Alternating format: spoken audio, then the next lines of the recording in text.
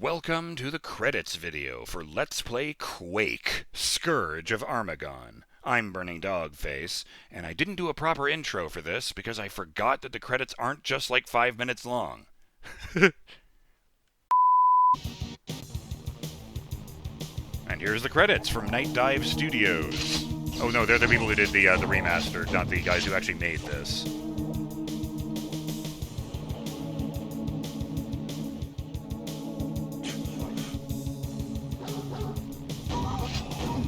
Fuck it, let's tag this on. So I guess that will rather abruptly do it for Let's Play Quake Scourge of Armagon.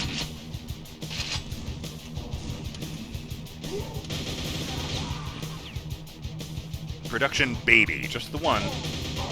Carson Westkick. It's a good name. Carson Kick.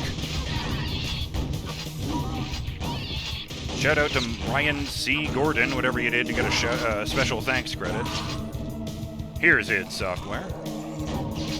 That's only 5 names, I guess, yeah, I guess that follows.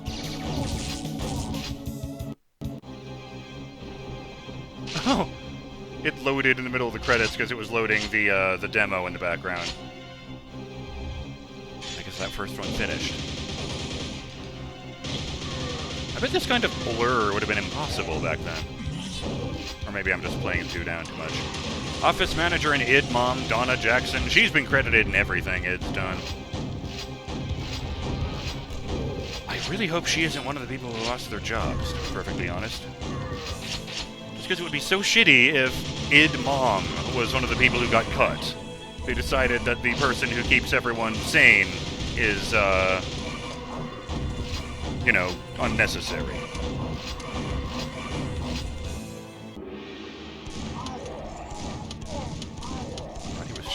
Table for a minute there. It does feel less good to see Bethesda Game Studios getting a credit. Okay, I do find it funny that they redid the AI for the bots in multiplayer mode. I guess they wanted to make them better.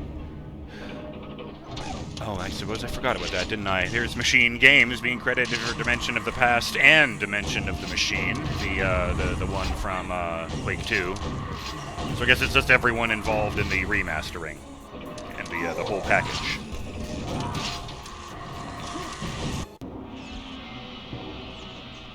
I really liked that. The levels were tough. It did feel like they were continuing to push the difficulty after the end of Quake. I liked that the final boss fight was an actual fight, even if it was crazy powerful. But, you know, as opposed to, like, the puzzle bosses in the first one.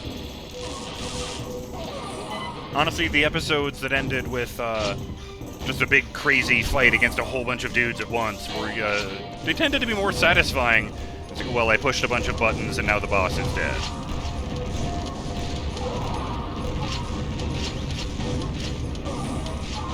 You know, the new weapons were great. Probably, it's a shame that they probably won't show up in the other expansions.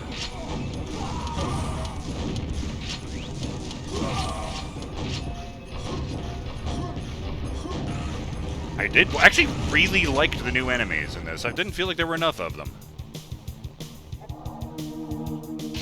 Like, the gremlins were very creative, especially for 1997. I liked how every time I saw a Centroid after the first time was just, oh, fuck!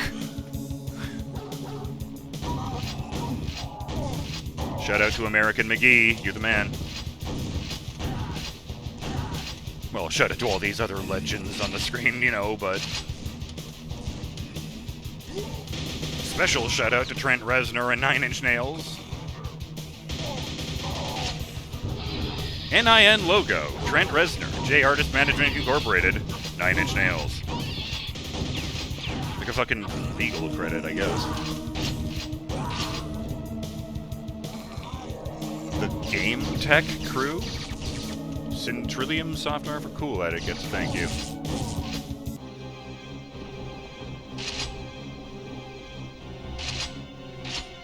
I did think it was weird that the campaign was almost over before we properly knew that Armagon was the leader of the army. Kind of irks me, because I've been calling it the Army of Quake this whole time, and the Army of Armagon plays so much better.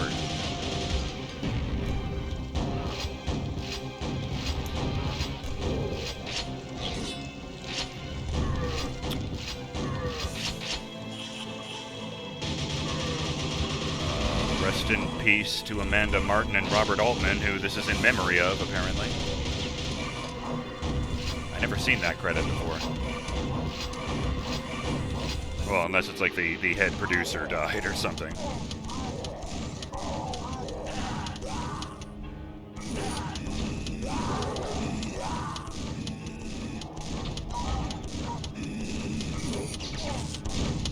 There was a comment I wanted to get to.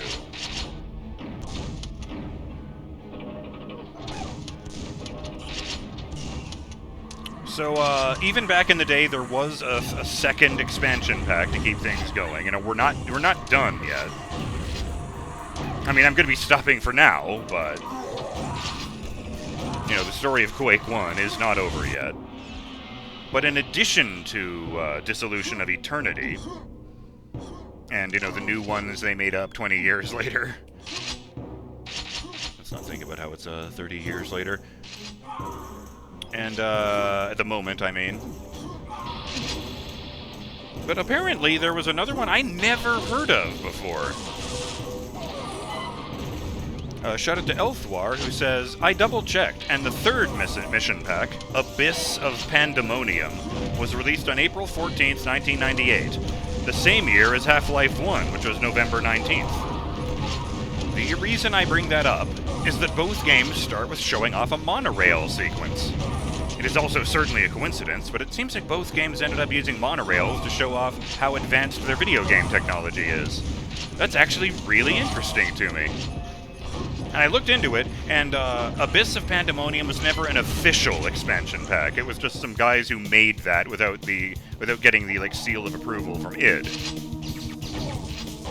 You know, because people played fast and loose with what was legal with video games back in the day. They did the same thing with Diablo, where they released an unofficial expansion called Hellfire, and only after the fact did they get Blizzard's okay. So it's like, okay, fine, you know, you can... It's listed as official, it's just not canon. In fact, I'm pretty sure you can buy Diablo Hellfire on Good Old Games.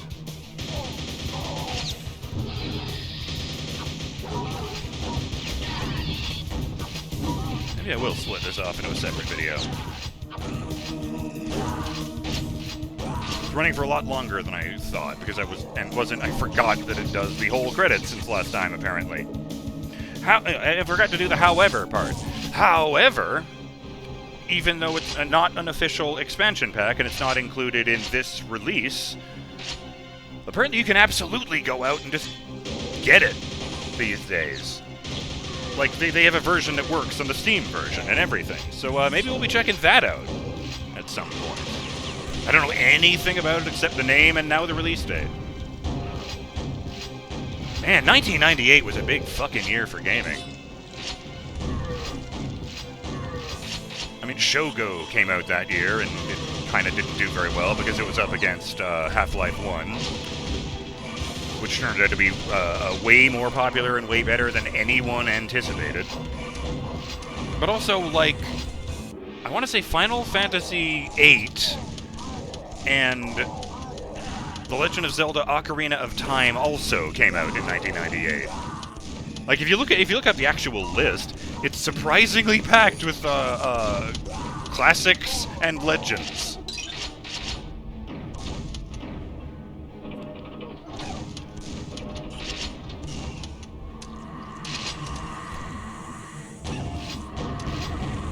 Kevin Plunkett, Luke Plunkett's dad, that's a lie. Balaji Thiruvengadam. I butchered that, I am sorry.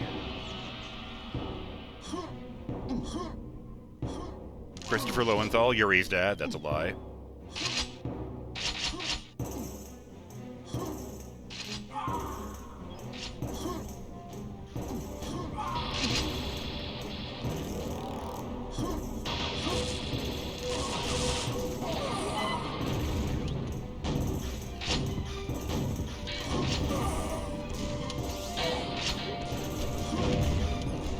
It feels weird because normally I say, you know, do I recommend you play this? But it's like, you know, if you go out and get Quake on Steam now, it comes with this. I didn't have to download an extra thing or anything. So, like, if you went out and got Quake, you already have this. But having said that, you know, I have heard of things that, well, it comes with this bonus campaign that fucking sucks ass and you probably shouldn't touch it. But in this particular case, I would say, hey, you know, since it's on there already anyway, if you've got Quake, if you liked Quake, I would absolutely recommend you play this. Well, maybe don't take it on until after you beat the main campaign, because they go really hard in this one. Kind of worried about Dissolution of Eternity and Abyss of Pandemonium now.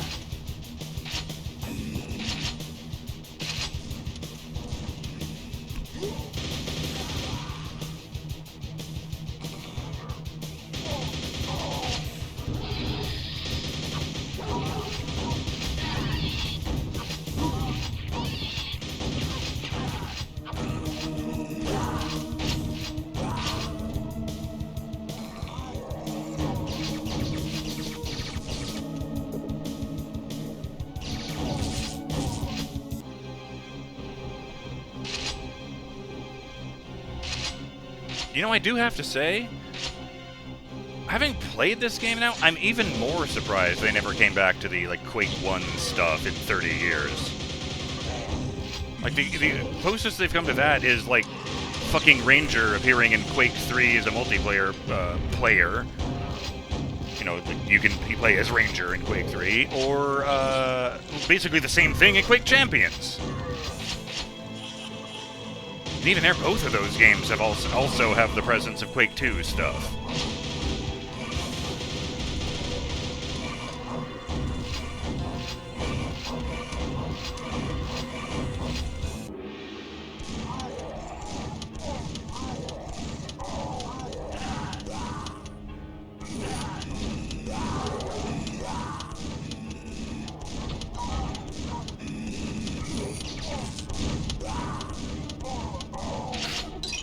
Did feel like kind of an amateurish boss, I'll say that.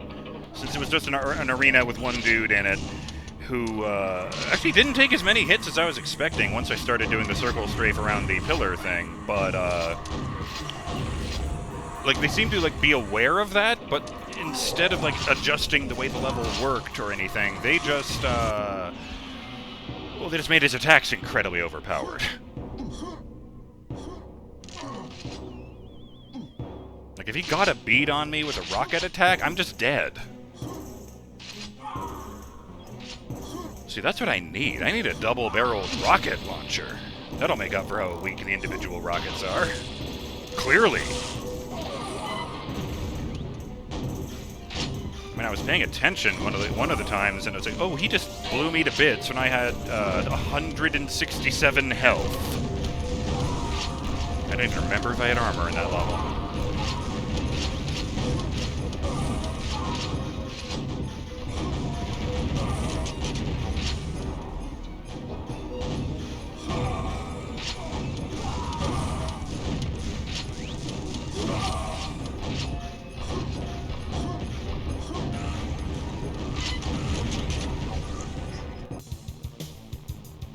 I mean, it was an expansion pack to a fuller game.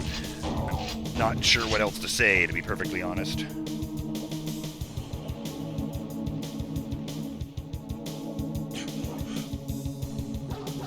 I did think it was interesting that the Quake Wiki has separate pages for Shub-Niggurath and for Quake brackets Entity. Because of the, well, very specifically because of the expansion packs confusedly referring to Quake as if they're still alive.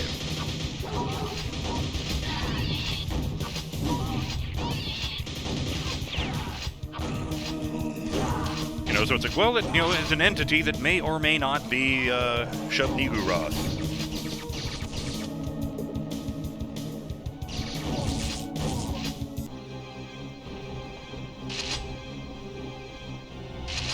I do not remember my first time through Quake going like this, with the credits running for ages and ages and ages, and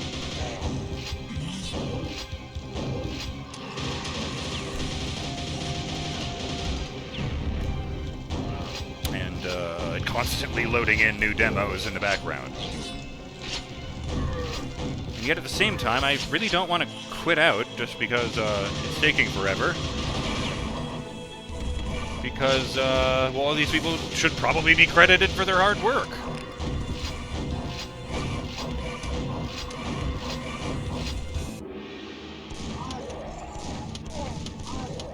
Look, I love all you guys, but I gotta say there is no way V. Von Valentine is a person's real name.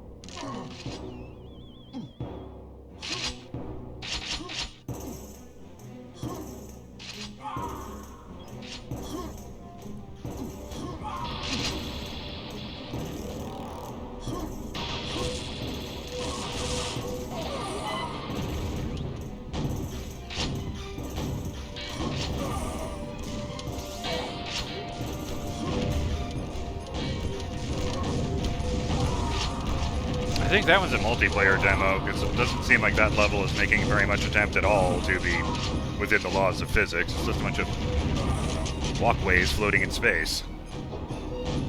So not to mention, I don't recognize any of those noises. So I think it's just a bunch of rangers killing each other. You know, because no matter what your skin is, you make the same sound effects.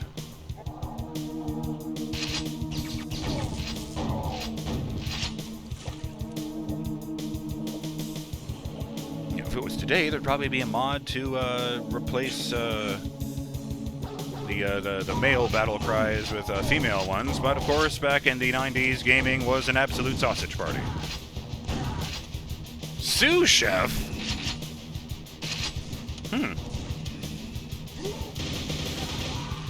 You know, in this font, the capital S really, really looks like a 5. Not gonna lie.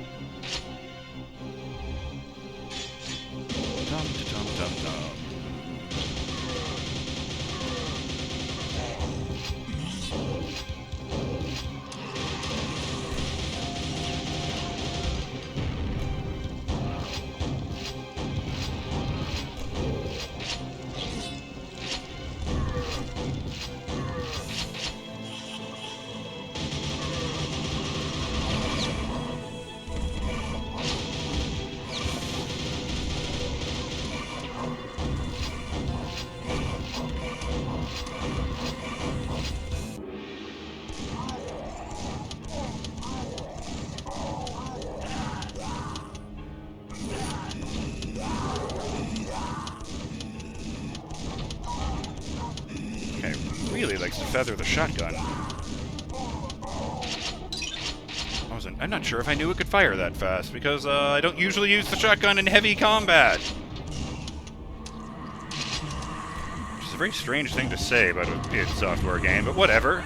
Yeah, the double-barreled shotgun is a distinctly different thing. I know exactly how fast that one can fire.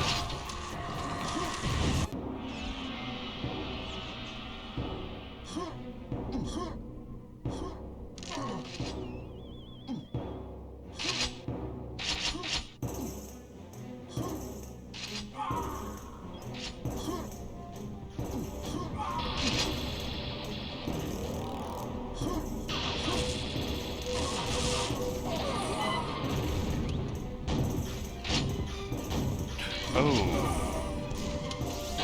This is definitely getting its own separate video.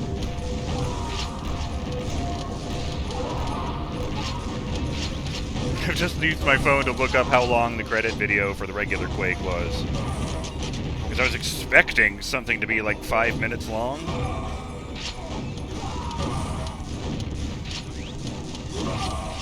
Instead, it's only 20 seconds shorter than the final episode where I defeat Shub-Niggurath. Well, now I can put... Well, I guess she didn't really have a head. I was going to say I can put Armagon's head next to hers on the mantle.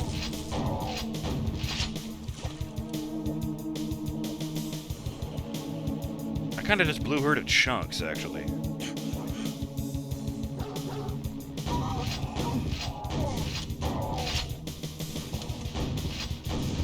Shout out to Justin Jones, who said, wasn't Armagon the name of a character in Teenage Mutant Ninja Turtles Tournament Fighter, specifically the SNES version? And while I looked into it, and while I can't confirm specifically about that game on the Super Nintendo, I did confirm that Armagon, with 2 G's, is the name of a recurring villain in various versions of Teenage Mutant Ninja Turtles. He's a humanoid shark, and sometimes that's because he's a mutant, and sometimes that's because he's an alien who just happens to look like a great white shark with arms and legs.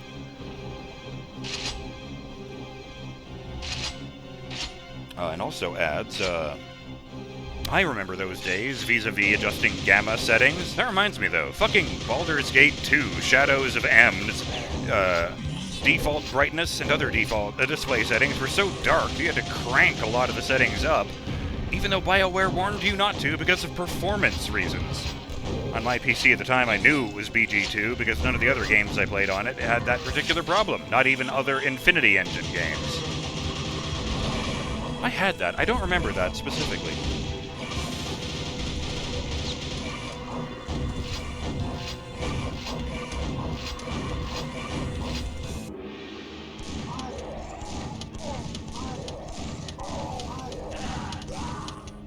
Shout out to all of you who are still watching at this point.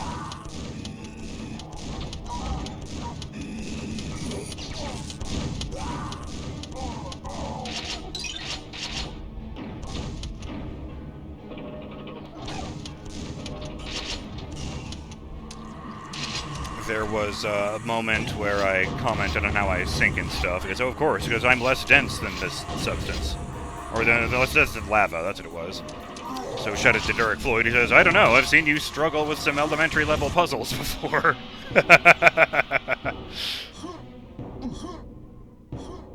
I'll just read this really long comment I got from Justin that, since we've got the time. Shout out. You talking about realistic damage modeling for the Resident Evil 2 demo is making me wonder how that is achieved programmatically. A simple nested if statement wouldn't work because there are so many conditions to check for. A switch statement could work, but if the enemy model is indeed updated to reflect damage no matter what part of it is being shot at, that would be a lot of conditions to check. That would probably be hell on processing, too, given everything else that is happening on screen, plus the lighting effects. Oh! Level Lord? This is the devs playing!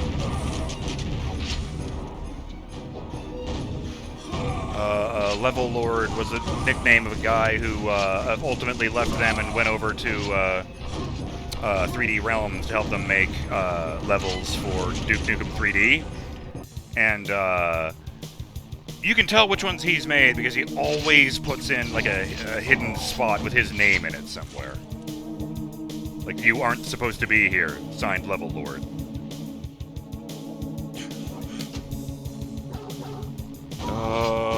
Yes.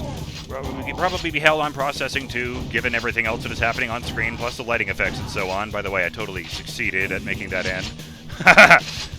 Maybe it's a method call that passes the name of the creature being shot, location, and coordinates of the target as parameters. And then it goes into some programming stuff. To be perfectly honest, I don't understand any of it. I mean, I'm a writer, lit major and all that. Well, not a lit major. I actually went to clown school, but that's another story.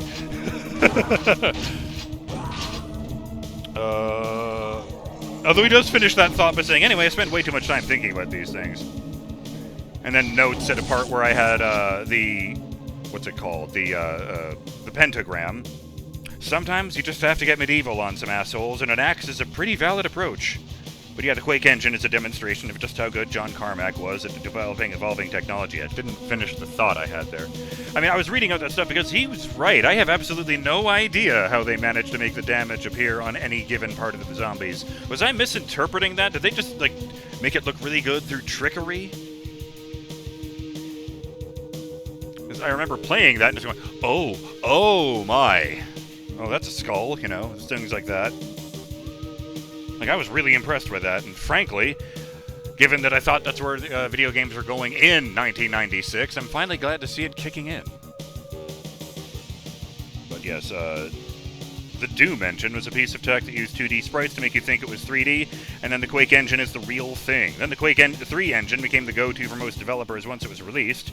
So many games were created using that.